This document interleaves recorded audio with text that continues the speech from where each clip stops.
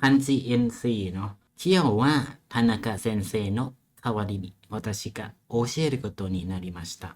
ก็คือในวันนี้เนี่ยฉันจะเป็นคนสอนแทนอาจารย์ทานากะเองเขาอาจจะติดธุระเนาะก็เลยมาสอนแทนคาวารินิแทนเนาะใช้คันจิตัวไหนคำตอบก็คือข้อที่4นั่นเองคาวารุแทนส่วนข้อที่1เนี่ยก็คือชิใน N5 คือชิโกโตะเนาะชิกาตะกันไนก็คือช่วยไม่ได้ข้อ2บุตสึคือพระพุทธเจ้าไดบุตสึก็คือพระพุทธรูปองค์ใหญ่นั่นเองส่วนข้อ3อันนี้จะอ่านคะหรือเคก็ได้เนาะถ้าคะกับคือก็คือเคมีถ้าเป็นเคก็จะเป็นพวกเคโชหินอะไรเงี้ยเครื่องสำอางต่อไป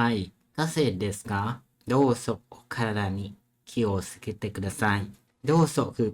กรุณาเนาะ please กรุณารักษาสุขภาพด้วยนะโอคาราดะร่างกายเนาะใช้คันจิตัวไหนคำตอบก็คือข้อ3นั่นเองส่วนข้อ1กับข้อ2นี่มันจะยากหน่อยเนาะก็ดูผ่านๆไปข้อ1โฮเคนก็คือพวกประกันต่างๆเนาะส่วน2กิโนก็จะเป็นพวกทักษะความชำนาญความสามารถส่วนข้อ4ก็คือยาสุมุนั่นเองหยุดพักผ่อนหรือยาซึมิเนาะวันหยุดต่อไป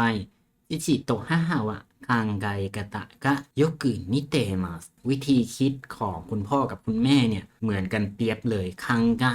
คุณคิดพิจารณาใช้คันจิตัวไหนคำตอบก็คือข้อที่2นั่นเองส่วนข้อที่1อันนี้คือสูงวัยเนาะแก่โลจินก็คือคนแก่แล้วก็ข้อ3อันนี้ก็ยากหน่อยเนาะ